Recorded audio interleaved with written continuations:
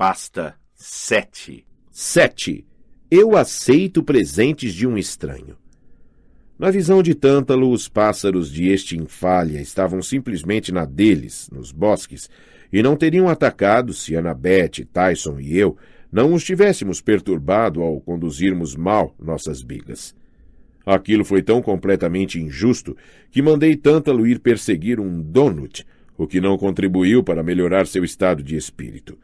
Ele nos condenou a prestar serviço na cozinha, lavar panelas e pratos a tarde inteira na cozinha subterrânea com as árpias da limpeza. As árpias lavavam com lava em vez de água, para obter aquele brilho extra limpo e matar 99,9% de todos os germes. Portanto, Annabeth e eu tivemos de usar luvas e aventais de asbesto. Tyson não se importou. Mergulhou as mãos sem proteção e começou a esfregar, mas Annabeth e eu tivemos de sofrer durante horas de trabalho quente e perigoso, especialmente porque havia toneladas de pratos extras. Tântalo ordenara um banquete especial para celebrar a vitória da carruagem de Clarice, uma refeição completa, incluindo pássaros da morte de Estinfália fritos à moda caipira. A única coisa boa no nosso castigo foi ter proporcionado a Annabeth e a mim um inimigo comum e muito tempo para conversar. Depois de ouvir novamente meu sonho com Groover, ela pareceu começar a acreditar. Se ele encontrou mesmo aquilo, murmurou ela, e se nós pudermos resgatar... Espere aí, disse eu. Você age como se aquilo, o que quer que Groover tenha encontrado, fosse a única coisa do mundo capaz de salvar o acampamento. O que é aquilo? Vou lhe dar uma dica. O que você consegue quando arranca a pele de um carneiro? Ficar todo sujo? Ela suspirou. Um velocino. A pele do carneiro se chama velocino. E se por acaso o carneiro tem lã de ouro...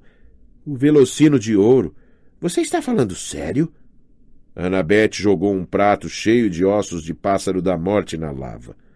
Percy, está lembrado das irmãs cinzentas? Elas disseram que sabiam onde estava aquilo que você procura. E mencionaram Jazão. 3.000 anos atrás, elas disseram a ele como encontrar o velocino de ouro. Conhece a história de Jazão e dos argonautas? Sim, falei. Aquele filme antigo com os esqueletos de barro. Annabeth revirou os olhos. Ah, meus deuses, Percy, você não tem jeito mesmo. O quê? Perguntei. Apenas ouça. A verdadeira história do velocino. Havia aqueles 2 filhos de Zeus, Cádmo e Europa, certo? Eles estavam para ser oferecidos como sacrifício humano quando imploraram a Zeus que os salvasse. Então Zeus enviou aquele carneiro voador mágico com sua lã de ouro que os recolheu na Grécia e os transportou até Cólgida, na Ásia Menor. Bem, na verdade ele transportou Cádmo. Europa caiu e morreu no caminho, mas isso não é importante. Provavelmente foi importante para ela.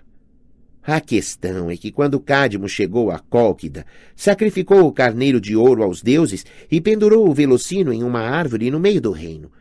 O velocino levou prosperidade à terra. Os animais pararam de adoecer. As plantas cresceram melhor.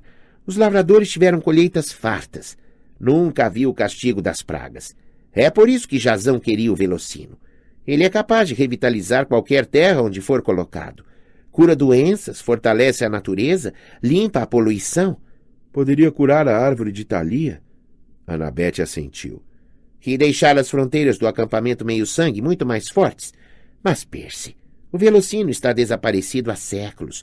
Toneladas de heróis já buscaram por ele e não tiveram sorte. Mas Groover o encontrou, falei. Ele saiu à procura de Pan e encontrou o velocino em vez disso, porque ambos irradiam uma natureza mágica. Faz sentido, Annabeth. Podemos salvá-lo e salvar o acampamento ao mesmo tempo. É perfeito. Annabeth hesitou. Um pouco perfeito demais, não acha? E se for uma armadilha? Lembrei-me do último verão, quando Cronos manobrou nossa missão. Ele quase nos enrolou e íamos ajudá-lo a começar uma guerra que teria destruído a civilização ocidental. Que escolha temos? Perguntei. Você vai me ajudar a salvar Groover ou não? Ela deu uma olhada para Tyson, que perdera o interesse na conversa e estava alegremente fazendo barcos de brinquedo com copos e colheres na lava.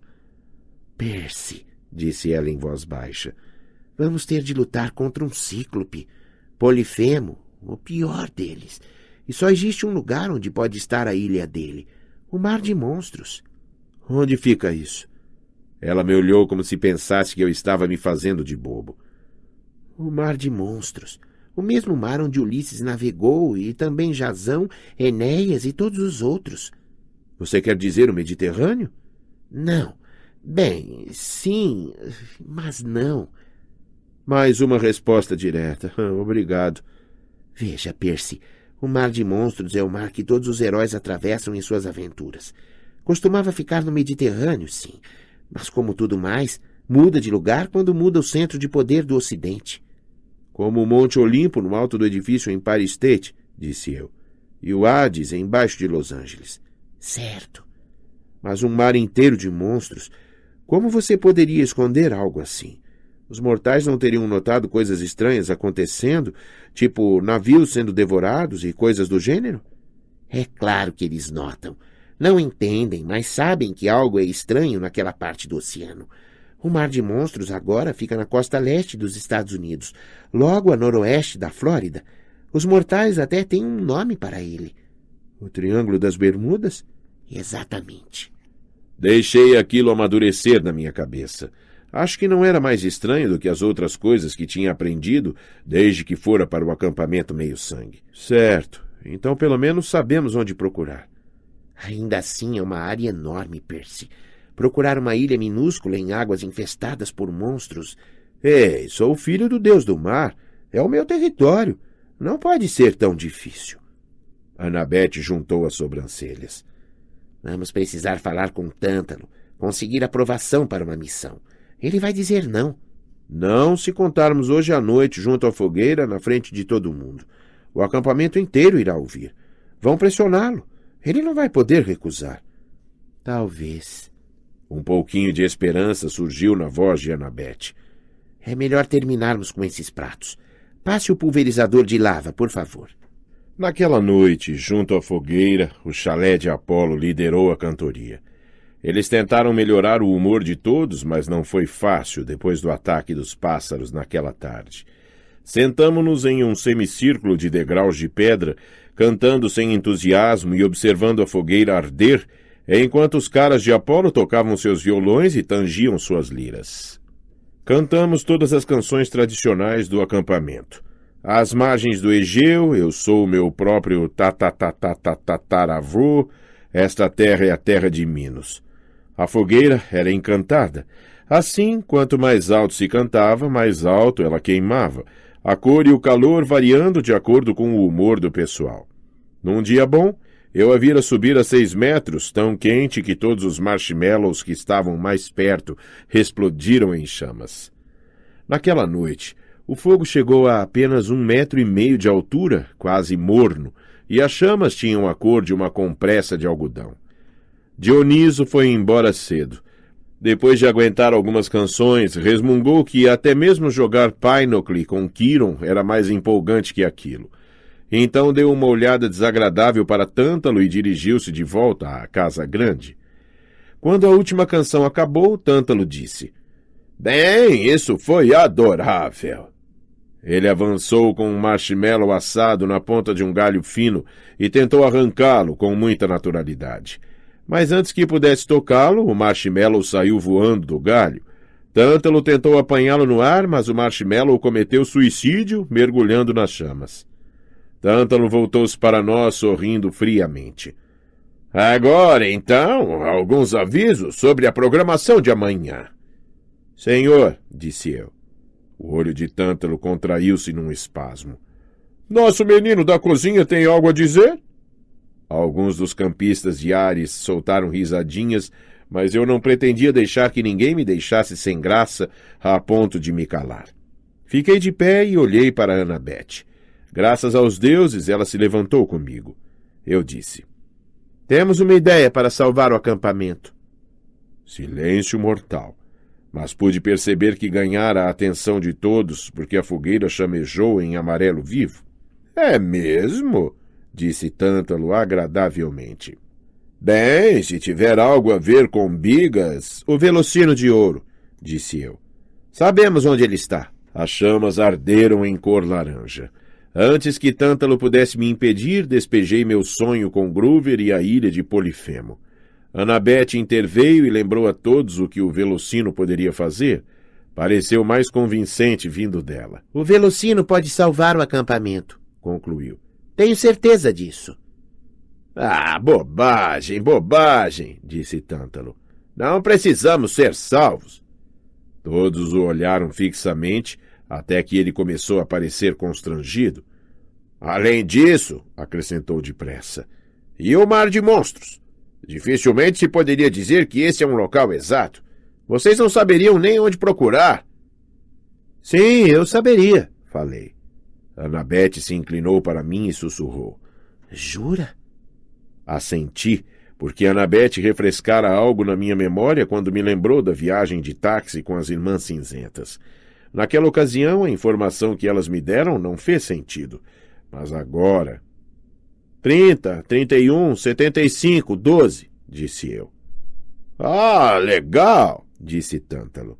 Obrigado por compartilhar esses números sem sentido. São coordenadas de navegação, latitude e longitude. Eu aprendi isso em estudos sociais. Até Annabeth pareceu impressionada. 30 graus, 31 minutos norte, 75 graus, 12 minutos oeste. Ele está certo. As Irmãs Cinzentas nos deram essas coordenadas. Deve ser algum lugar do Atlântico, além da costa da Flórida. O Mar de Monstros. Precisamos de uma missão. Esperem só um minuto, disse Tântalo. Mas os campistas embarcaram no coro. Precisamos de uma missão, precisamos de uma missão. As chamas se ergueram mais alto. Isso não é necessário, insistiu Tântalo. Precisamos de uma missão, precisamos de uma missão. Ótimo, gritou Tântalo, os olhos inflamados de raiva. Vocês, moleques, querem que eu lhes atribua uma missão? Sim. Ah, muito bem, concordou.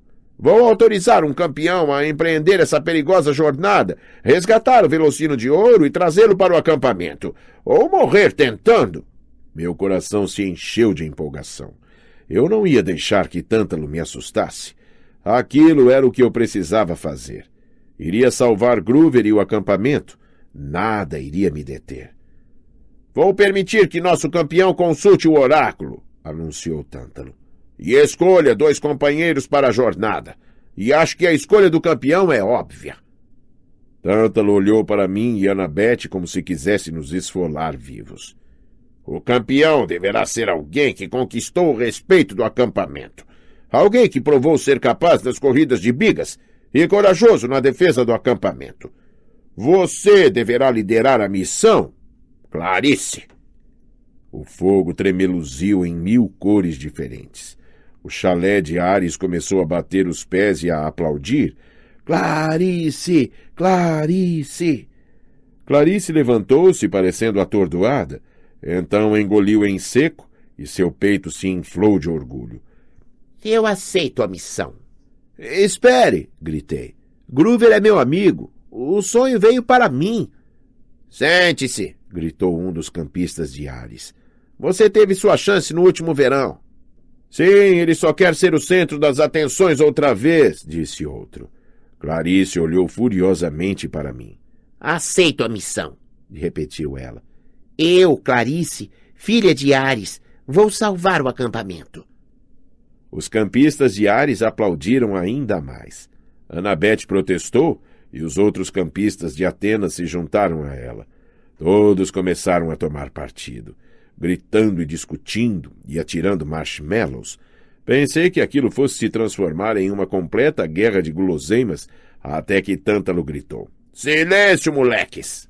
Seu tom impressionou até a mim. Sentem-se! Ordenou. E vou lhes contar uma história de fantasma. Eu não sabia o que ele estava pretendendo, mas todos voltamos, indecisos, aos nossos lugares. A aura malévola que se irradiava de Tântalo era tão forte quanto a de qualquer monstro que eu já enfrentara. Era uma vez um rei mortal amado pelos deuses. Tântalo pôs a mão no peito e eu tive a sensação de que falava de si mesmo. Esse rei, disse, tinha permissão até para se banquetear no Monte Olimpo, mas quando tentou levar um pouco de néctar e ambrosia para a terra, para descobrir a receita, apenas uma pequena quentinha, vejam só, os deuses o puniram. Eles o baniram de seus salões para sempre. Sua própria gente zombou dele. Seus filhos o repreenderam. E sim, campistas, ele tinha filhos horríveis. Filhos iguaizinhos a vocês. Ele apontou um dedo torto para diversas pessoas da plateia, inclusive eu. Sabem o que ele fez com os filhos ingratos? Perguntou Tântalo suavemente. Sabem como ele retribuiu aos deuses sua punição cruel?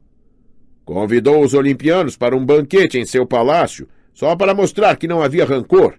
Ninguém reparou que seus filhos não estavam presentes.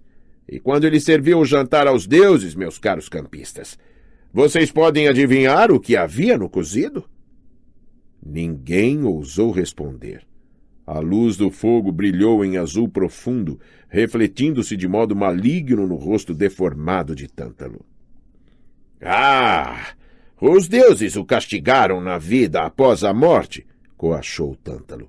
Eles fizeram isso. Se fizeram. Mas ele teve seu momento de satisfação, não teve? Os filhos nunca mais lhe responderam nem questionaram sua autoridade. E vocês sabem o que mais? Disse que o espírito do rei agora reside exatamente neste acampamento, aguardando uma oportunidade de se vingar das crianças ingratas e rebeldes. E agora? Mais alguma reclamação antes que mandemos Clarice em sua missão? Silêncio. Tântalo acenou com a cabeça para Clarice.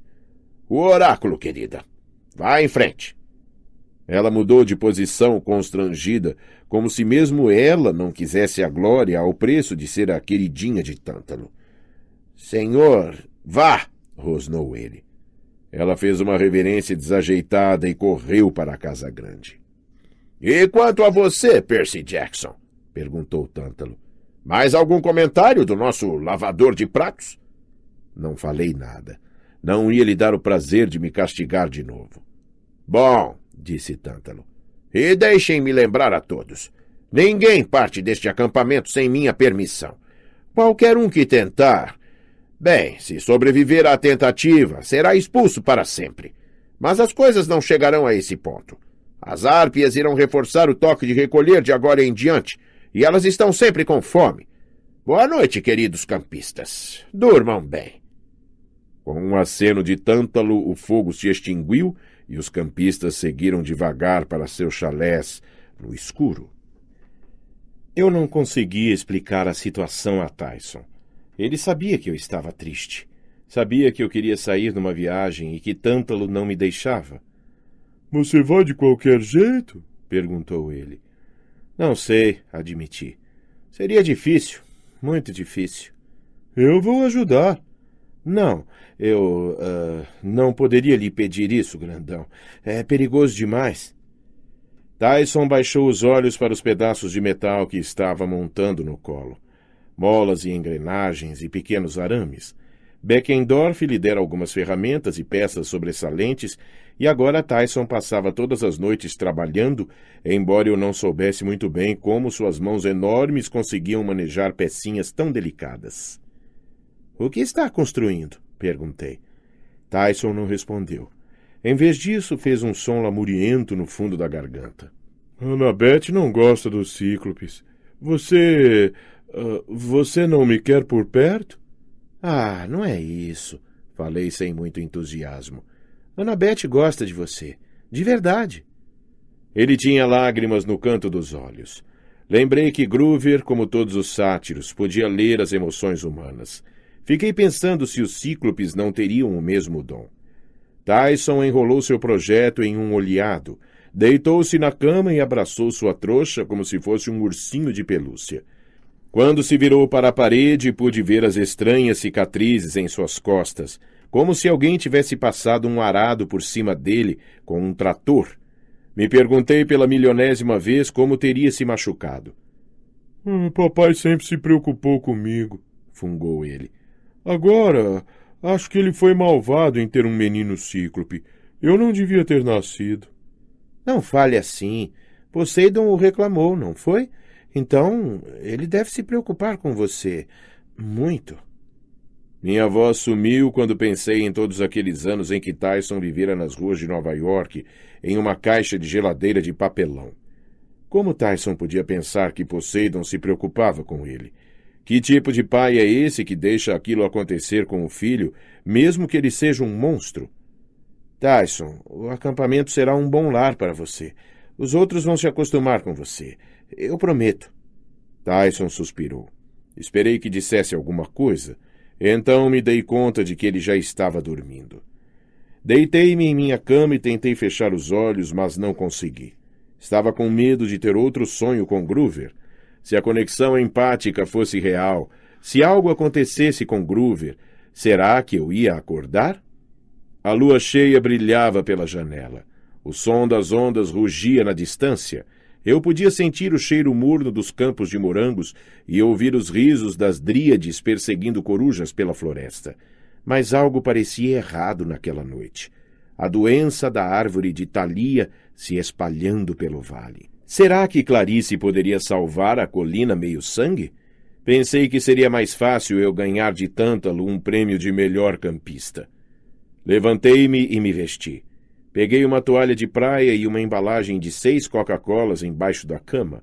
As cocas eram contra as regras. Não eram permitidos lanches ou bebidas de fora do acampamento, mas se a gente falasse com o cara certo no chalé de Hermes e lhe pagasse alguns dracmas de ouro, ele podia contrabandear quase tudo da loja de conveniência mais próxima.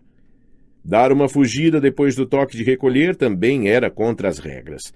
Se fosse pego, estaria numa encrenca enorme, ou seria comido pelas árpias. Mas eu queria ver o oceano. Sempre me sentia melhor ali. Meus pensamentos ficavam mais claros. Saí do chalé e fui em direção à praia. Estendi a toalha perto do mar e abri uma coca. Por alguma razão, o açúcar e a cafeína sempre acalmavam meu cérebro hiperativo. Tentei decidir o que fazer para salvar o acampamento, mas não me ocorreu nada. Desejei que Poseidon falasse comigo, que me desse um conselho ou o que fosse. O céu estava claro e estrelado. Eu estava conferindo as constelações que Annabeth me ensinara, Sagitário, Hércules, Coroa Boreal, quando alguém disse: "Lendas, não são?" Quase cuspi o refrigerante. Em pé, bem ao meu lado, havia um cara de short de corrida de nylon e camiseta da maratona de Nova York. Era magro, estava em boa forma, com o cabelo grisalho e um sorriso zombeteiro. Parecia meio familiar, mas não consegui imaginar por quê. Meu primeiro pensamento foi que ele devia estar dando sua corrida de meia-noite na praia e fora parar dentro dos limites do acampamento. Isso não era para acontecer. Mortais comuns não podiam entrar no vale. Mas talvez, com o enfraquecimento da magia da árvore, ele tivesse conseguido se infiltrar. Mas no meio da noite? E ali não havia nada a não ser terras de fazendas e reservas estaduais. De onde aquele cara poderia ter saído? "Posso acompanhá-lo?" perguntou ele. "Há eras que eu não me sento." "Bem, eu sei." Um cara estranho no meio da noite. Pelo bom senso, eu deveria ter saído correndo e gritando por socorro, etc. Mas o cara agiu de modo tão calmo em relação a tudo que achei difícil ficar com medo. Eu disse: "Claro." Ele sorriu. "Sua hospitalidade é louvável." "Ah, e Coca-Cola? Posso?" Ele sentou na outra ponta da toalha, abriu um refrigerante e deu um gole. "Ah, é exatamente o que eu precisava. Paz e sossego, hein?" Um telefone celular tocou no bolso dele. O corredor suspirou. Puxou o telefone e meus olhos se arregalaram porque aquilo brilhava com uma luz azulada. Quando ele puxou a antena, 2 criaturas começaram a se contorcer em volta dela, cobras verdes, não maiores do que minhocas. O corredor pareceu nem notar. Conferiu o visor e praguejou. "Vou ter de atender. Só um segundo." E então, ao telefone: "Alô?" Ele escutou.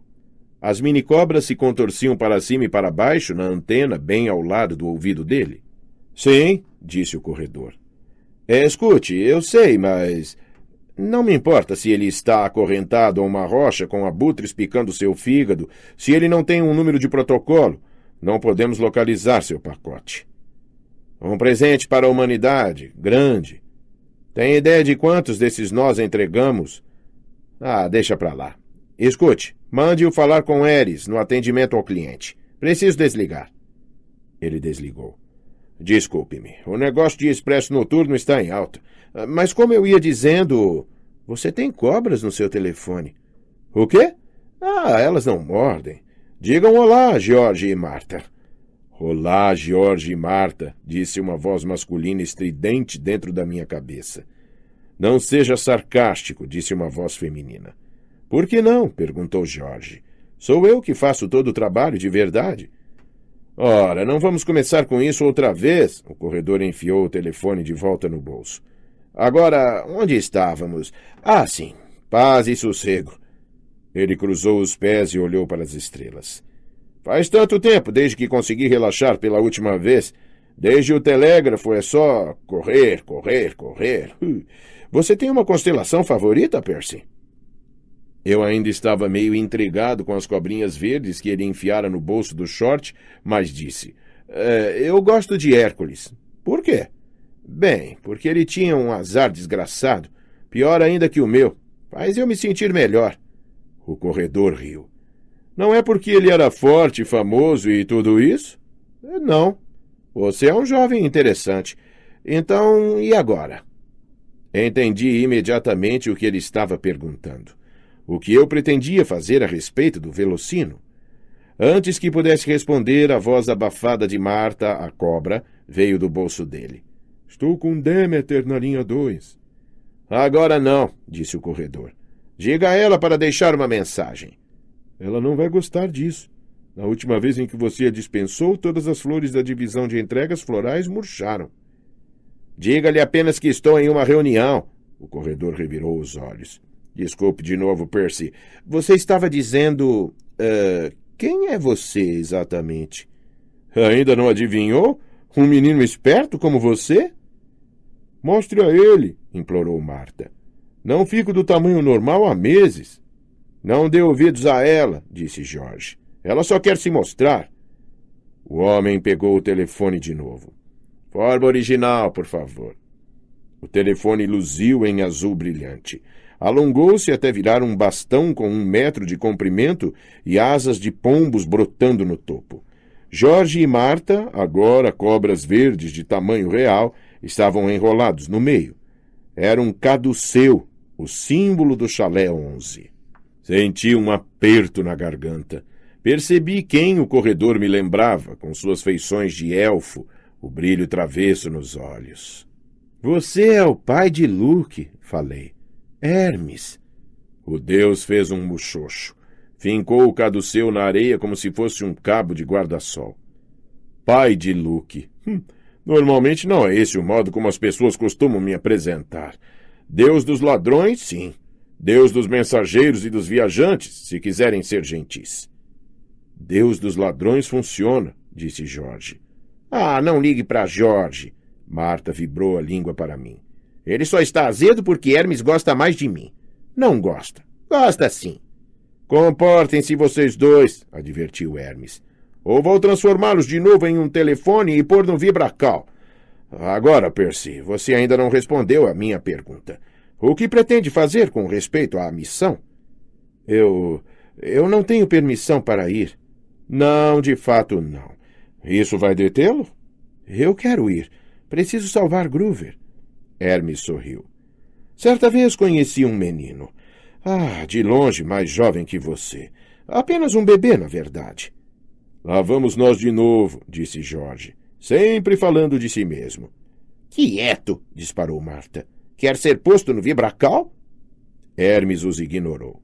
Uma noite, quando a mãe do menino não estava olhando, ele se esgueirou para fora da caverna e roubou algumas cabeças de gado que pertenciam a Apolo.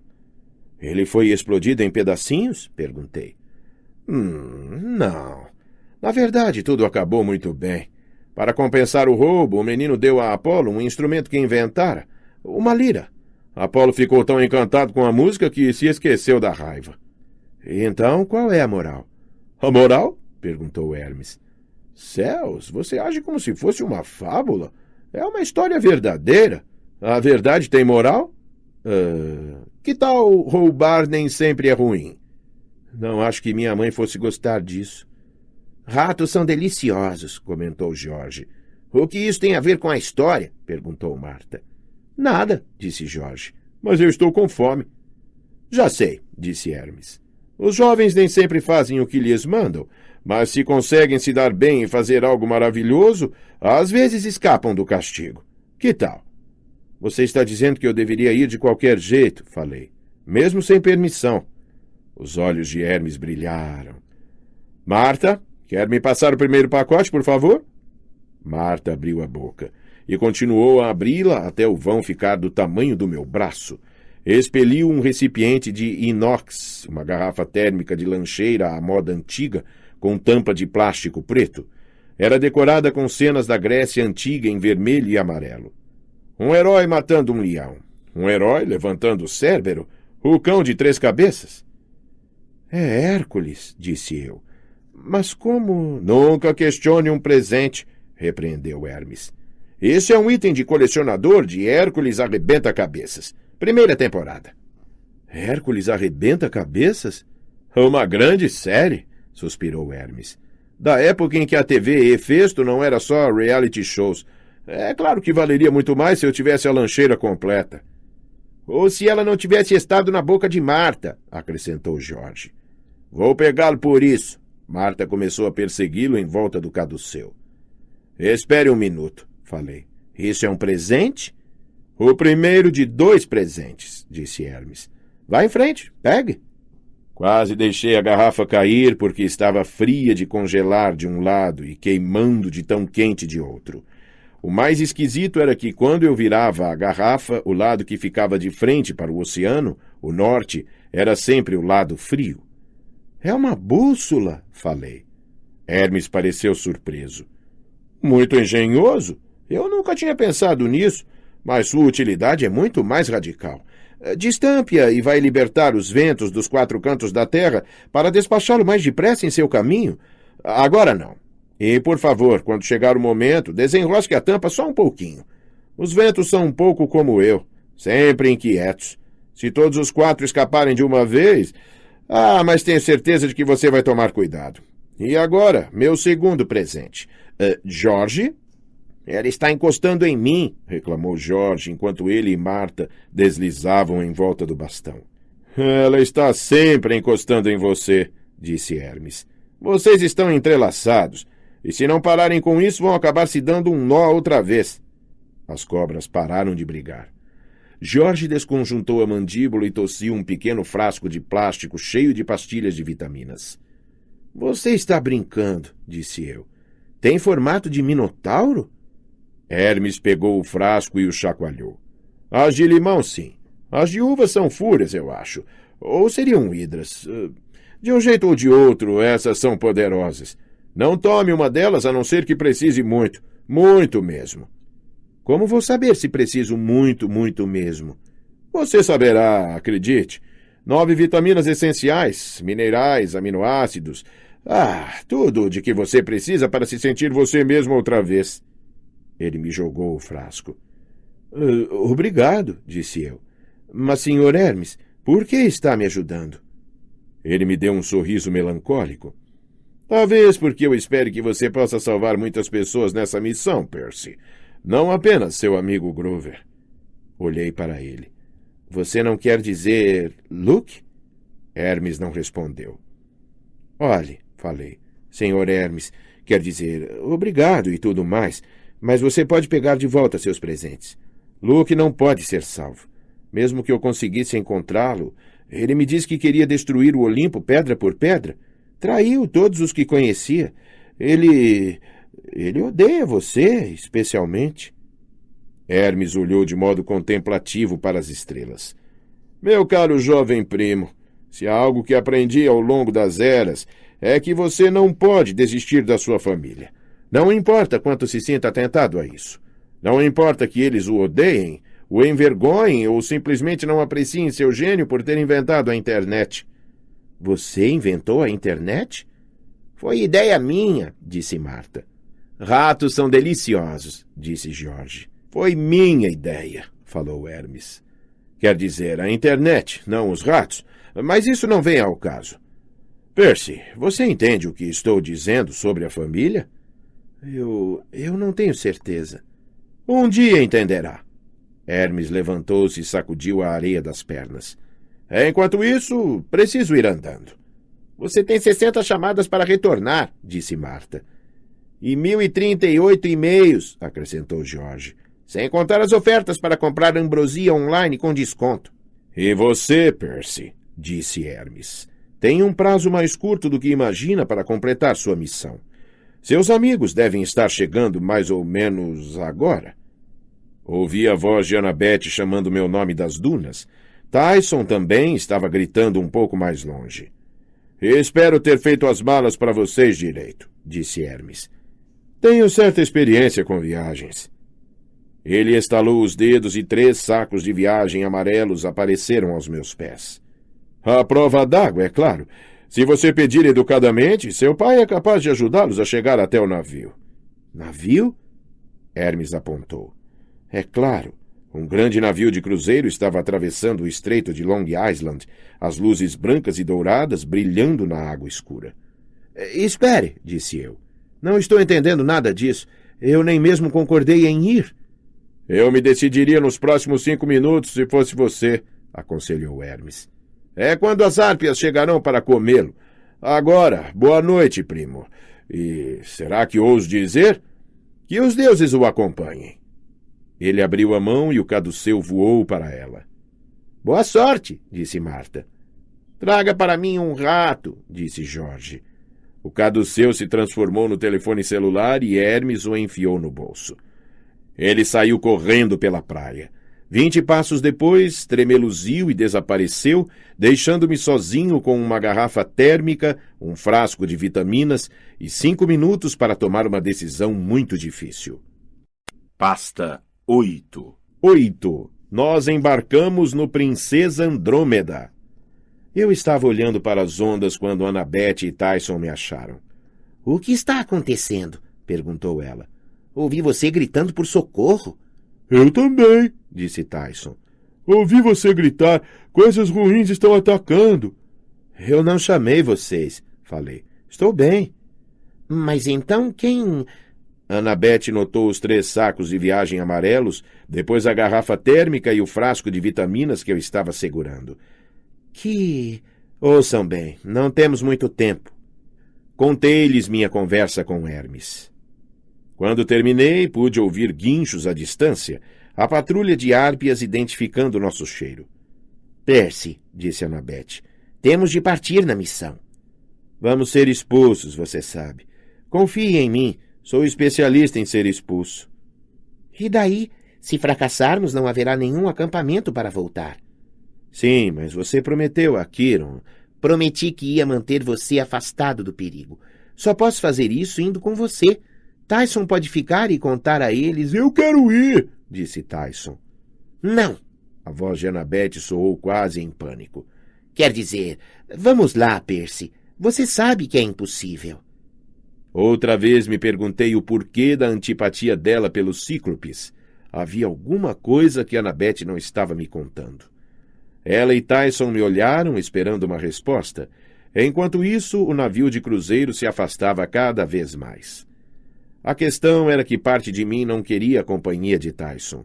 Eu passara os últimos 3 dias muito perto do cara, sendo ridicularizado pelos outros campistas e envergonhado 1 milhão de vezes por dia, constantemente lembrado de que éramos parentes. Precisava de um pouco de espaço. Além disso, não sabia quanta ajuda ele poderia oferecer ou como eu faria para mantê-lo em segurança. Sem dúvida, ele era forte, mas era uma criancinha em termos de cíclopes, talvez 7 ou 8 anos de idade mental. Eu podia imaginá-lo perdendo o controle e começando a chorar enquanto tentávamos passar por algum monstro ou coisa assim. Íamos ser mortos por causa dele. Por outro lado, o som das árpias estava chegando mais perto. Não podemos deixá-lo, decidi. Tântalo vai castigá-lo por termos partido. Percy, disse Annabeth, tentando manter a calma. Estamos indo para a ilha de Polifemo. Polifemo é um sikh. Ela bateu os pés de frustração. Por mais esperta que fosse, Annabeth também era disléxica. Poderíamos ficar lá a noite inteira enquanto ela tentava soletrar Cíclope. Você sabe o que eu quero dizer. Tyson pode vir, insisti. Se ele quiser. Tyson bateu palmas. Eu quero. Annabeth me fuzilou com um olhar, mas acho que ela percebeu que eu não ia mudar de ideia. Ou talvez simplesmente soubesse que não tínhamos tempo para discutir. Tudo bem, disse ela. Como chegamos até aquele navio? Hermes disse que meu pai ajudaria. E então, cabeça de alga, está esperando o quê? Eu sempre achei difícil chamar meu pai, ou rezar, ou o que seja, mas avancei para as ondas. Pai, chamei. Como vão as coisas? Percy, sussurrou Annabeth. Estamos com pressa. Precisamos da sua ajuda, falei um pouco mais alto. Precisamos chegar até aquele navio, tipo antes que sejamos comidos ou coisa parecida. Então... De início, nada aconteceu. As ondas quebravam na praia, como sempre. As árpias pareciam estar logo atrás das dunas. Então, cerca de 100 metros mar adentro, 3 linhas brancas apareceram na superfície. Moveram-se com velocidade em direção à praia, como garras rasgando o oceano. Quando se aproximaram, as águas se abriram e as cabeças de 3 corcéis brancos se ergueram das ondas. Tyson prendeu a respiração. Peixes pôneis! Ele estava certo. Quando as criaturas se arrastaram para a areia, vi que eram cavalos apenas na frente. A metade traseira era de corpos prateados de peixe, com escamas reluzentes e nadadeiras de arco-íris na cauda. Cavalos marinhos, disse Annabeth. São lindos. O mais próximo relinchou, agradecendo, e esfregou o focinho em Annabeth. Vamos admirá-los depois, falei. Vamos. Ali! Guinchou uma voz atrás de nós. Crianças más fora dos chalés. Hora do lanche para árpias sortudas. 5 delas estavam pairando acima das dunas. Pequenas bruxas gorduchas com a cara chupada, garras e asas de penas, pequenas demais para o corpo. Elas me lembravam um cruzamento de atendente de lanchonete com passarinho. Não eram muito rápidas, graças aos deuses, mas eram ferozes quando pegavam alguém. Tyson, disse eu, agarre um saco de viagem. Ele ainda estava olhando boquiaberto para os cavalos marinhos. Tyson! Hã? Venha! Com a ajuda de Annabeth, consegui fazê-lo se mexer. Recolhemos os sacos e montamos nossos corcéis. Poseidon devia saber que Tyson era um dos passageiros, pois um dos cavalos marinhos era muito maior que os outros 2, do tamanho certo para transportar um cíclope. Disse eu. Meu cavalo marinho se virou e mergulhou nas ondas. Annabeth e Tyson seguiram logo atrás. As árpias nos amaldiçoaram, implorando a seus lanches que voltassem, mas os cavalos marinhos dispararam sobre a água na velocidade de jet skis. As árpias ficaram para trás e logo a praia do acampamento Meio-Sangue nada mais era senão uma mancha escura. Será que eu voltaria a ver aquele lugar? Naquele momento, porém, eu tinha outros problemas. O navio de cruzeiro agora crescia diante de nós. Nossa carona para a Flórida e o mar de monstros. Montar um cavalo marinho era ainda mais fácil do que montar um Pégaso. Nos deslocamos depressa, com o vento no rosto, disparando nas ondas de modo tão suave e firme que mal precisei me segurar. Quando nos aproximamos do navio, percebi quanto era enorme. Era como olhar para um edifício em Manhattan. O casco branco tinha pelo menos 10 andares e acima dele havia mais uma dúzia de convéses com balcões e vigias iluminados. O nome do navio estava pintado logo acima da linha de proa, em letras pretas, iluminadas por um refletor. Levei alguns segundos para decifrá-lo. Princesa Andrômeda. Presa à proa havia uma enorme figura. Uma mulher com 3 andares de altura vestindo uma túnica grega branca, esculpida para parecer que estava acorrentada à frente do navio. Ela era jovem e linda, com cabelos pretos flutuantes, mas sua expressão era de terror absoluto. Por que alguém iria querer uma princesa aos gritos na frente do navio de suas férias? Eu não tinha ideia. Lembrei-me do mito de Andrômeda e de como ela fora acorrentada a uma rocha pelos próprios pais como sacrifício a um monstro marinho. Talvez seu boletim fosse horrível ou coisa assim. De qualquer modo, meu xará Perseu a salvara no último minuto e transformara o monstro marinho em pedra usando a cabeça da Medusa. Aquele Perseu sempre vencia. É por isso que minha mãe me deu seu nome, muito embora ele fosse um filho de Zeus e eu de Poseidon. O Perseu original foi um dos únicos heróis dos mitos gregos que teve final feliz. Os outros morreram, traídos, espancados, mutilados, envenenados ou amaldiçoados pelos deuses. Minha mãe esperava que eu herdasse a sorte dele. Do jeito como minha vida ia até ali, eu não estava lá muito otimista. Como vamos embarcar? Gritou Anabete mais alto que o barulho das ondas. Mas os cavalos marinhos pareciam saber o que era preciso. Deslizaram ao longo do estibordo do navio, passando facilmente através da enorme esteira e encostaram-se junto a uma escada de serviço rebitada ao casco. Você primeiro, disse a Anabete. Ela jogou o saco de viagem no ombro e agarrou o primeiro degrau. Depois que ela se içou para a escada, seu cavalo marinho relinchou uma despedida e mergulhou na água. Anabete começou a escalar. Deixei-a subir alguns degraus e então a segui. Por fim, restara somente Tyson na água. Seu cavalo marinho o estava divertindo com aéreos de 360 graus e saltos para trás, e Tyson ria histericamente, o som reverberando no casco do navio. Tyson! Xiu! Venha, grandão! Não podemos levar arco-íris? Perguntou, o sorriso sumindo. Olhei para ele. Arco-íris? O cavalo marinho relinchou como se tivesse gostado de seu novo nome. Temos que ir, disse eu. Arco-íris. Bem, ele não pode subir escadas. Tyson fungou. Ele enterrou a cara na crina do hipocampo. Eu vou sentir saudade, arco-íris. O cavalo marinho emitiu um som de relincho que eu podia jurar que era choro. Quem sabe a gente encontra com ele de novo, sugeri. Por favor, disse Tyson, animando-se imediatamente. Amanhã! Não fiz nenhuma promessa, mas consegui convencer Tyson a dizer adeus e a se agarrar à escada. Com um último relincho triste, arco-íris, o hipocampo, deu um salto mortal para trás e mergulhou no mar. A escada levava a um convés de manutenção cheio de botes salva-vidas amarelos. Havia uma porta dupla trancada que Anabete conseguiu arrombar com sua faca e uma boa dose de pragas em grego antigo.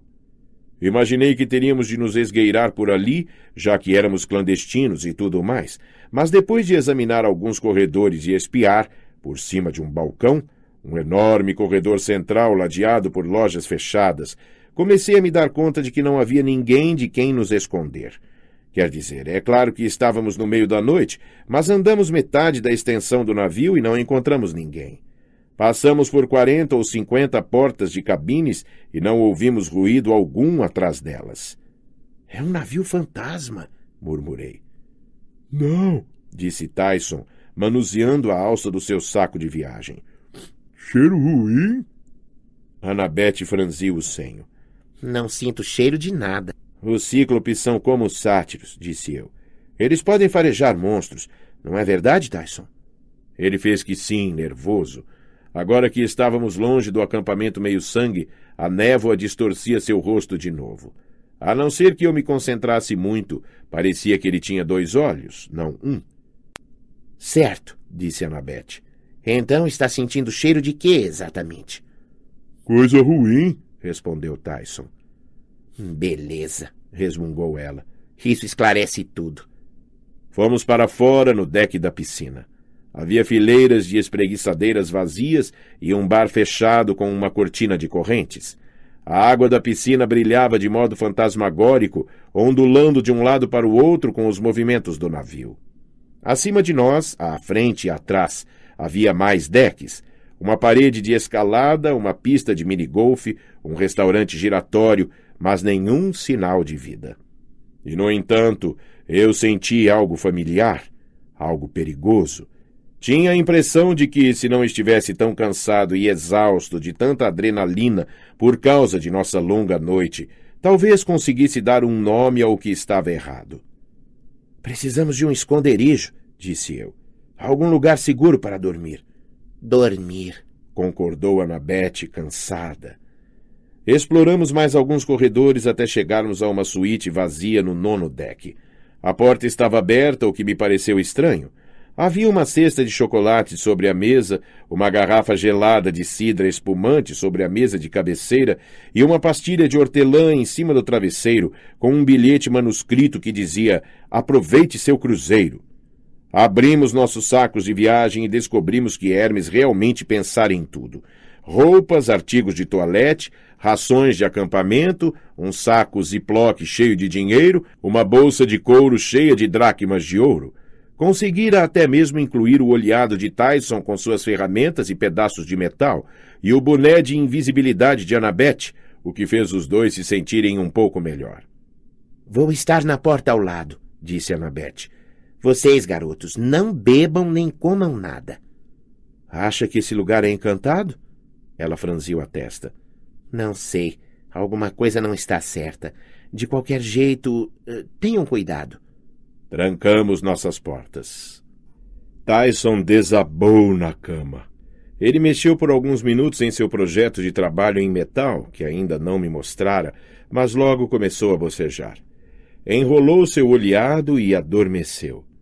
Fiquei deitado na cama, olhando pela vigia. Pensei ter ouvido vozes no corredor, como sussurros. Sabia que não era possível. Andamos pelo navio inteiro e não vimos ninguém. Mas as vozes me mantiveram acordado. Elas me lembraram a viagem ao mundo inferior, os ruídos que os espíritos dos mortos faziam ao passarem. Por fim, meu cansaço levou a melhor. Caí no sono e tive meu pior pesadelo até então. Eu estava em uma caverna à beira de um poço enorme. Conhecia muito bem o lugar, a entrada para o Tártaro, e reconhecia a risada fria que ecoava da escuridão abaixo. Ora, ora, o jovem herói.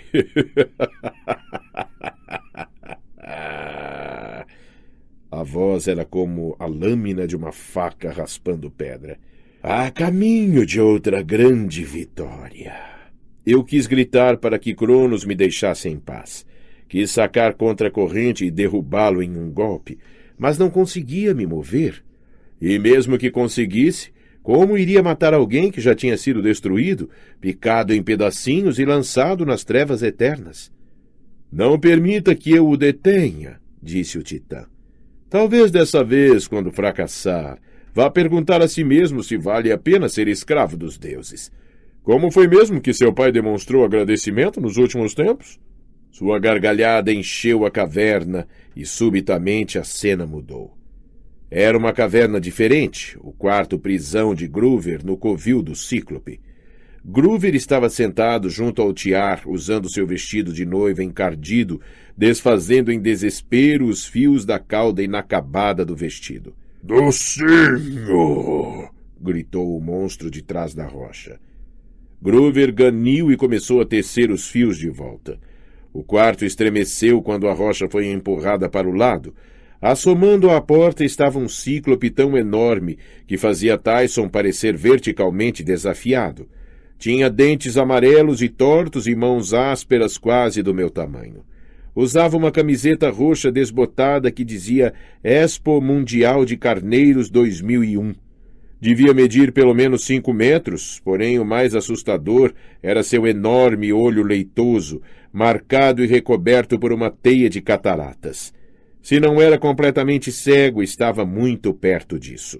— O que está fazendo? — perguntou o monstro. — Nada, disse Groover em sua voz de falsete. Só tecendo a cauda do meu vestido de noiva, como pode ver. O cíclope estendeu uma das mãos para dentro do quarto e tateou até encontrar o tiar. Apalpou o tecido. — Não ficou nem um pouco maior. — Ah, sim, ficou, querido. Está vendo? Acrescentei pelo menos 3 centímetros. — Está demorando demais, urrou o monstro. Então ele farejou o ar. — Você tem um cheiro bom, como os bodes. Ah, Gruber forçou uma fraca risadinha. você gosta? Eu de chèvre. Eu uso só para você. O cíclope mostrou os dentes pontudos. Bom de comer. Você é tão galanteador. Chega de atrasos. Mas, querido, eu não estou pronta. Amanhã. Não, mais 10 dias. 5. Bem, então 7, se você insiste. 7. Isso é menos que 5, certo? Certamente, sim. O monstro resmungou, não muito satisfeito com sua negociação, mas deixou Gruber continuar tecendo e rolou a rocha de volta a seu lugar. Gruber fechou os olhos e respirou fundo, trêmulo, tentando acalmar os nervos. Depressa, Percy, murmurou ele. Por favor, por favor, por favor. Acordei com um apito do navio e uma voz no alto-falante. Alguém com um sotaque australiano que parecia alegre demais. Bom dia, passageiros. Hoje estaremos no mar o dia inteiro. Tempo excelente para a festa de mambo à beira da piscina. Não esqueçam o bingo de $1 milhão no salão do Kraken a 1h, e para os nossos hóspedes especiais, exercícios de estripação no convés principal. Sentei-me na cama. O que ele disse? Tyson gemeu, ainda meio dormindo. Estava deitado na cama de barriga para baixo, os pés tão além da beirada que foram parar no banheiro. O homem alegre disse exercício com equipamentos?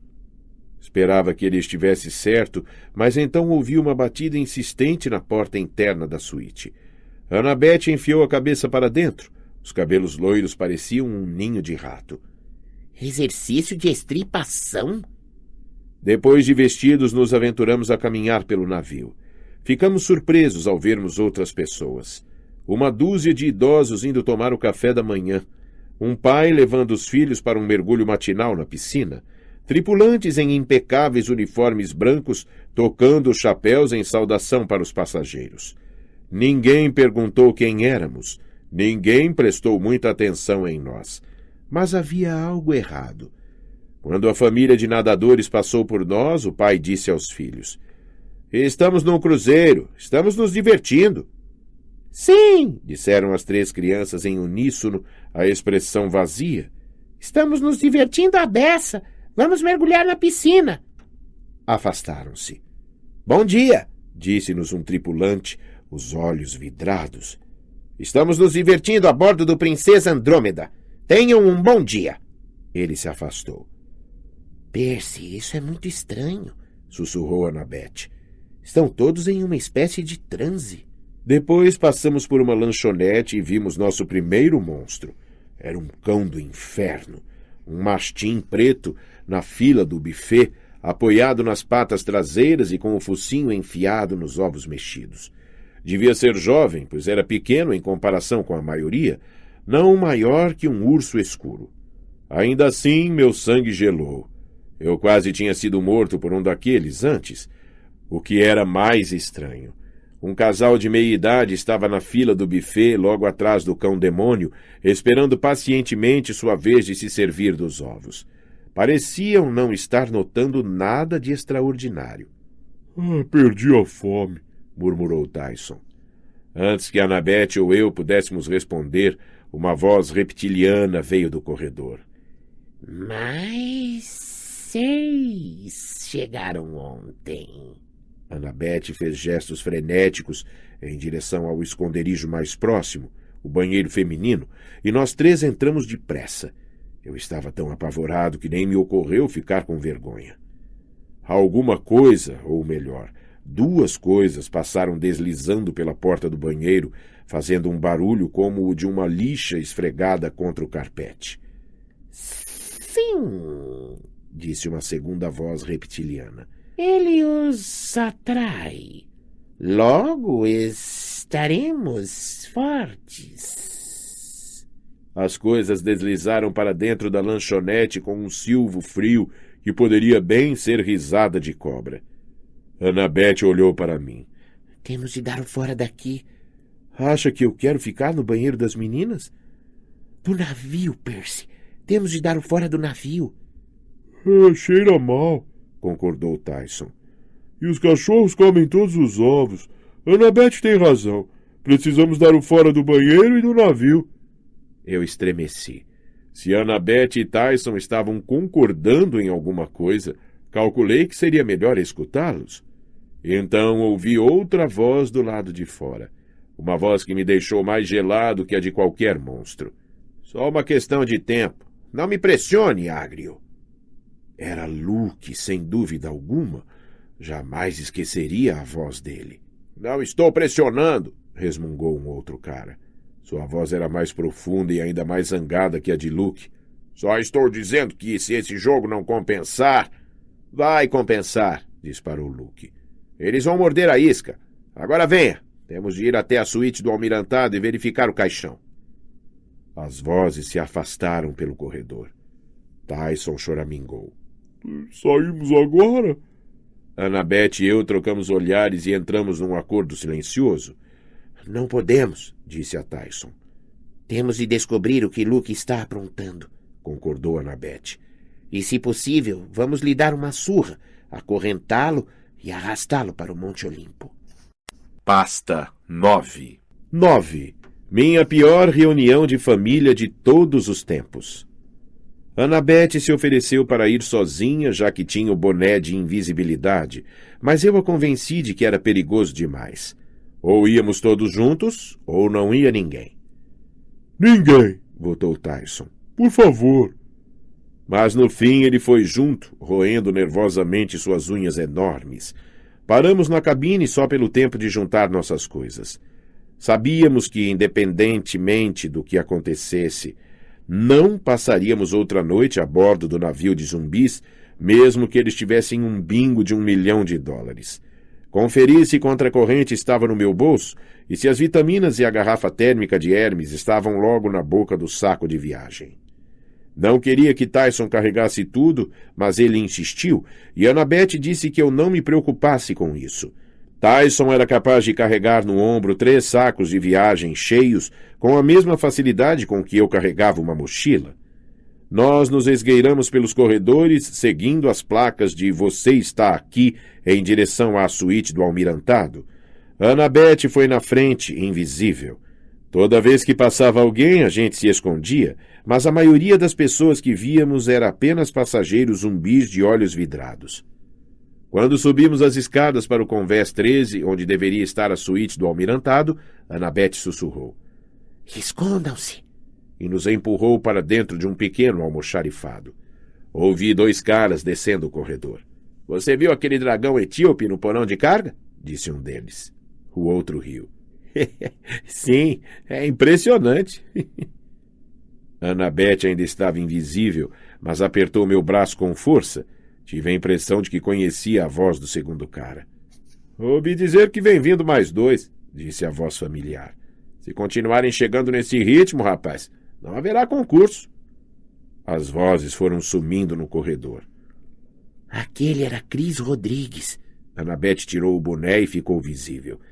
Você lembra do Chalé 11? Eu me lembrava vagamente de Chris, do verão anterior.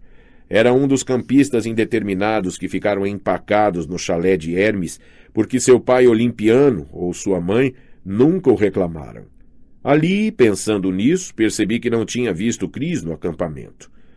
O que um outro meio-sangue está fazendo aqui? Annabeth sacudiu a cabeça, claramente perturbada. Continuamos seguindo pelo corredor. Eu não precisava mais de mapas para saber que estava chegando perto de Luke. Sentia algo frio e desagradável. A presença do mal. Percy! Annabeth parou de repente. Olhe! Ela estava diante de uma parede de vidro que dava para um cânion de vários andares que atravessava o meio do navio. No fundo estava o convés principal. Um centro comercial cheio de lojas, mas não foi isso que chamou a atenção de Annabeth.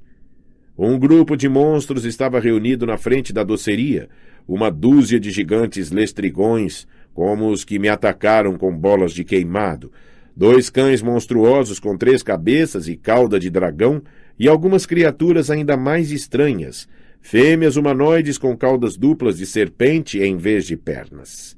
Dracaenai da Sítia, sussurrou Annabeth. Mulheres dragão.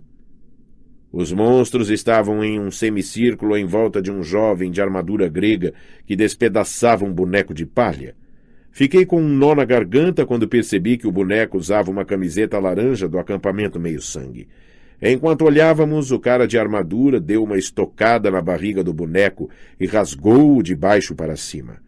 Voou palha para todos os lados. Os monstros aplaudiram e gritaram. Annabeth se afastou da janela. Seu rosto estava cinzento. Vamos, disse-lhe, tentando parecer mais valente do que me sentia. Quanto antes acharmos Luke, melhor. No fim do corredor havia uma porta dupla de carvalho que parecia levar a algum lugar importante. Quando estávamos a 10 metros, Tyson parou. Vozes lá dentro. Você pode ouvir tão de longe? Perguntei. Tyson fechou os olhos como se estivesse se concentrando ao máximo. Então sua voz mudou, transformando-se numa imitação rouca da voz de Luke. A profecia nós mesmos. Os idiotas não vão saber para que lado virar. Antes que eu pudesse reagir, a voz de Tyson mudou de novo, agora mais profunda e ríspida, como a do outro cara que ouvimos falando com Luke do lado de fora da lanchonete. Acha mesmo que o velho homem-cavalo se foi para sempre? Tyson riu a risada de Luke. Não podem confiar nele. Não com aqueles esqueletos no armário dele. O envenenamento da árvore foi a última gota. Annabeth estremeceu. Pare com isso, Tyson. Como você faz isso? É sinistro. Tyson abriu o olho e pareceu confuso. Eu estava só ouvindo. Continue, disse eu. O que mais eles estão dizendo? Tyson fechou o olho de novo. Ele sussurrou na voz do homem zangado. Silêncio. E então na voz de Luke, cochichando. Você tem certeza? Sim, disse Tyson na voz rouca. Bem aí fora. Era tarde demais quando percebi o que estava acontecendo. Corram! Foi só o que tive tempo de dizer quando as portas do camarote se abriram violentamente e lá estava Luke, ladeado por 2 gigantes peludos armados com dardos, as pontas de bronze apontadas diretamente para os nossos peitos. Bem, disse Luke com um sorriso torto. Ora, são os meus 2 primos favoritos. Vão entrando. O camarote era lindo e era horrível. A parte linda. Enormes janelas curvas ao longo da parede dos fundos, dando para a popa do navio. Mar verde e céu azul se estendiam até o horizonte. Um tapete persa cobria o chão.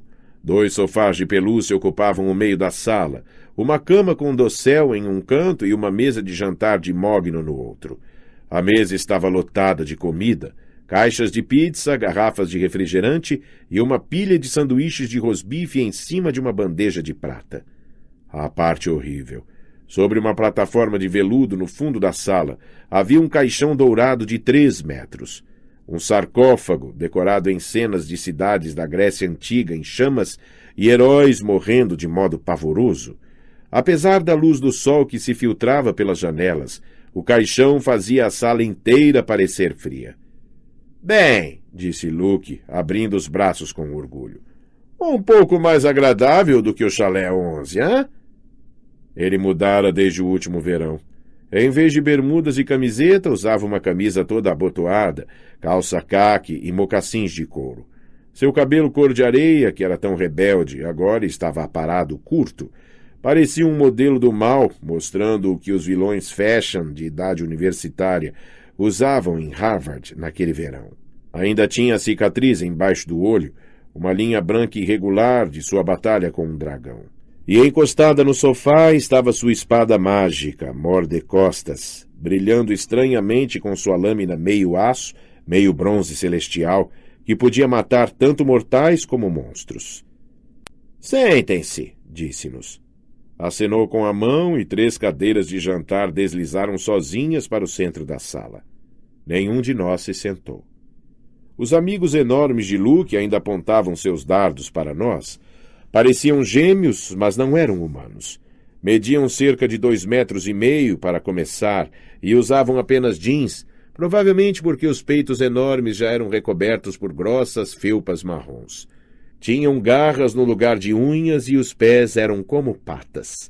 Os narizes eram focinhos animalescos e os dentes eram todos caninos pontudos. — Que falta de cortesia a minha! Disse Luke suavemente. — Estes são meus assistentes, Ágrios e Oreios. Talvez vocês já tenham ouvido falar neles. Eu não disse nada.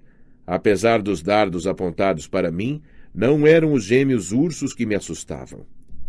Tinha imaginado meu reencontro com Luke muitas vezes desde que ele tentara me matar no último verão. Eu me via corajosamente de pé diante dele, desafiando-o para um duelo. Mas agora que estávamos cara a cara, eu mal conseguia impedir que minhas mãos tremessem. — Vocês não conhecem a história de Ágrios e Oreios? Perguntou Luke. — A mãe deles... Bem, é triste, de verdade. Afrodite ordenou à jovem mulher que se apaixonasse. Ela se recusou e correu para Ártemis pedindo ajuda. A Ártemis deixou que ela se tornasse uma das suas caçadoras virgens, mas Afrodite teve sua vingança. Enfeitiçou a jovem para que se apaixonasse por um urso. Quando Ártemis descobriu, ela abandonou a moça, enojada. Típico dos deuses, não acha? Eles brigam entre si e os pobres humanos são apanhados no meio. Os filhos gêmeos da moça aqui, Ágrios e Oreios, não morrem de amores pelo Olimpo, mas gostam bastante de meios-sangues. Contudo, para o almoço, rosnou Ágrios. Sua voz rouca era a que eu tinha ouvido falando com Luke. Riu seu irmão, Oreios, lambendo os beiços peludos. Ele continuou rindo como se estivesse tendo uma crise de asma, até que Luke e Ágrios o olharam. — Cale a boca, seu idiota! Rosnou Ágrios. — Vá se castigar! Oreios choramingou. Arrastou-se até o canto da sala, deixou-se cair em uma banqueta e bateu a testa contra a mesa de jantar, fazendo tilintar os pratos de prata. Luke agiu como se aquele fosse um comportamento perfeitamente normal. Acomodou-se no sofá e pôs os pés em cima da mesa de café. — Bem, Percy, deixamos você sobreviver mais um ano. Espero que tenha gostado.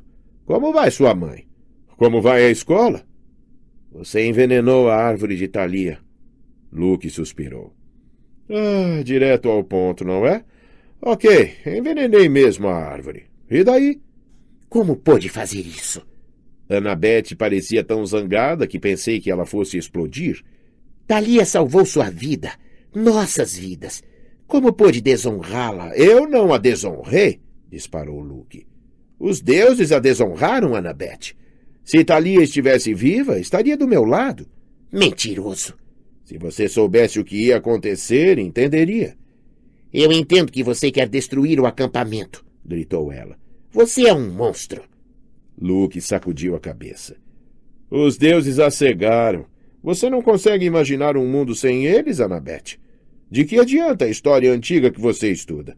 3.000 anos de bagagem. O Ocidente está podre até a alma. Precisa ser destruído. Junte-se a mim.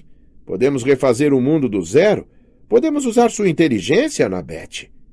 Por que você não tem inteligência nenhuma? Os olhos dele se estreitaram. Conheço você, Annabeth. Você merece coisa melhor do que ir atrás de uma missão sem chances para salvar o acampamento. A colina Meio-Sangue será invadida por monstros em menos de um mês.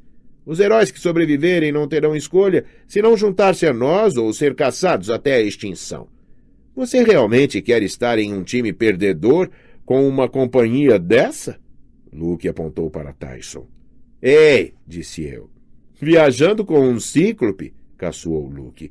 E falando sobre desonrar a memória de Thalia. Estou surpreso com você, Annabeth. Você é de todas as pessoas... Pare com isso! Gritou ela. Não sabia do que Luke estava falando, mas Annabeth enterrou a cabeça nas mãos como se estivesse a ponto de chorar. Deixe-a em paz, disse eu. E deixe Tyson fora disso. Luke riu. Ah, sim, ouvi dizer. Seu pai o reclamou. Devo ter parecido surpreso, pois Luke sorriu. Sim, Percy, eu sei tudo sobre isso. E sobre seu plano de encontrar o Velocino, quais eram mesmo aquelas coordenadas? 30, 31, 75, 12? Como vê, ainda tenho amigos no acampamento que me mantêm informado. Espiões, você quer dizer?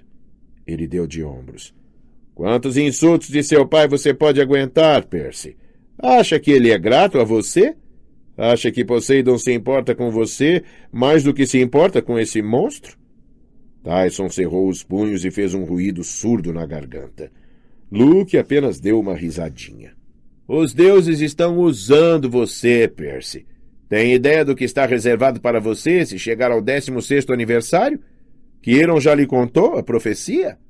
Tive vontade de falar umas verdades na cara de Luke, mas como é de praxe, ele conhecia a maneira de me deixar desconcertado. 16º aniversário? Quer dizer, eu sabia que Quirón tinha recebido uma profecia do oráculo muitos anos atrás. Sabia que parte era sobre mim. Mas se eu chegar ao 16º aniversário? Não gostei muito de ouvir aquilo. Eu sei o que preciso saber, consegui dizer. Por exemplo, quem são os meus inimigos? Então você é um bobo. Tyson reduziu a cadeira mais próxima a estilhaços. Percy não é um bobo. Antes que eu pudesse detê-lo, ele avançou para Luke. Seus punhos desceram na direção da cabeça de Luke, uma pancada dupla que teria aberto um buraco em titânio, mas os gêmeos ursos a interceptaram. Cada um segurou um dos braços de Tyson e eles o detiveram na hora. Empurraram-no para trás e Tyson cambaleou. Caiu no tapete com tanta força que o convés balançou. Que pena, Cíclope, disse Luke. Parece que os meus amigos pardos juntos são mais do que páreo para a sua força. Talvez eu devesse deixá-los... Luke, interrompi. Escute, seu pai nos mandou. O rosto dele ficou da cor de pepperoni. Não se atreva a mencionar o nome dele. Ele nos disse para pegar este navio. Achei que fosse só uma carona, mas ele nos mandou aqui para encontrá-lo. Diz que não vai desistir de você, não importa quanto você esteja zangado. Zangado? Rugiu Luke. Desistir de mim? Ele me abandonou, Percy. Quero o Olimpo destruído, cada trono esmagado até virar entulho. E você diga a Hermes que isso vai acontecer. A cada vez que um meio-sangue se junta a nós, os olimpianos ficam mais fracos e nós ficamos mais fortes. Ele fica mais forte. Luke apontou para o sarcófago de ouro. O caixão me apavorava, mas eu estava determinado a não demonstrar. E daí? Perguntei. O que há de tão especial? E então caiu a ficha do que poderia estar dentro do sarcófago. A temperatura na sala pareceu baixar 20 graus. Epa, você não quer dizer... Ele está se reconstituindo, disse Luke. Pouco a pouco estamos resgatando sua força vital para fora do poço. A cada recruta que se junta à nossa causa, mais um pedacinho aparece. Isso é nojento, disse Annabeth. Luke olhou com desprezo. Sua mãe nasceu do crânio partido de Zeus, Annabeth. Eu não falaria nada. Logo haverá o bastante do Sr. Titã para torná-lo inteiro de novo. Vamos montar um corpo novo para ele. Um trabalho digno das forjas de Hefesto. Você é louco, disse Annabeth. Junte-se a nós e será recompensada. Temos amigos poderosos, patrocinadores bastante ricos para comprar este navio de cruzeiro e muito mais. Percy, sua mãe nunca mais precisará trabalhar. Você poderá comprar uma mansão para ela. Você poderá ter poder, fama, tudo o que quiser. Annabeth, você poderá realizar seu sonho de ser arquiteta. Poderá construir um monumento para durar 1000 anos? Um templo para os senhores da nova era? Vá para o Tártaro, disse ela. Luke suspirou. Ah, uma pena. Ele pegou algo que parecia um controle remoto de TV e apertou um botão vermelho. Em segundos, a porta do camarote se abriu e 2 tripulantes uniformizados entraram, armados com cacetetes. O olhar vidrado era o mesmo dos outros mortais que eu tinha visto, mas tive a impressão de que isso não os tornaria menos perigosos numa luta. Ah, bom. Seguranças, disse Luke. Infelizmente, temos aqui alguns clandestinos. Sim, senhor, disseram eles com ar sonhador. Luke se virou para Oreios. Já é hora de alimentar o dragão etíope. Leve esses tolos para baixo e mostre-lhes como fazemos. Oreios sorriu de modo estúpido. Deixe-me ir também, resmungou Agrius. Meu irmão é um inútil, aquele cíclope. Ele não é uma ameaça, disse Luke. Deu uma olhadela para o caixão dourado, como se alguma coisa o incomodasse. Agrius, fique aqui. Temos assuntos importantes a discutir. Mas, Oreios, não me desaponte. Fique no porão e certifique-se de que o dragão seja alimentado como deve. Oreios nos cutucou com seu dardo e nos tocou para fora do camarote, seguido pelos 2 seguranças humanos. Enquanto andava pelo corredor com o dardo de Oreios me cutucando nas costas, pensei no que Luke dissera. Que os gêmeos ursos juntos eram páreo para a força de Tyson, mas quem sabe separados. Saímos do corredor no meio do navio e caminhamos por um deck aberto ladeado por botes salva-vidas. Eu conhecia bem o navio para perceber que aquela seria nossa última visão da luz do sol. Uma vez do outro lado, tomaríamos o elevador para descer ao porão e seria o fim. Olhei para Tyson e disse: Agora! Graças aos deuses ele entendeu. Virou-se e lançou Oreios 10 metros para trás, dentro da piscina, bem no meio da família de turistas zumbis. Ah! Gritaram as crianças em uníssono. Nós não estamos nos divertindo à beça na piscina.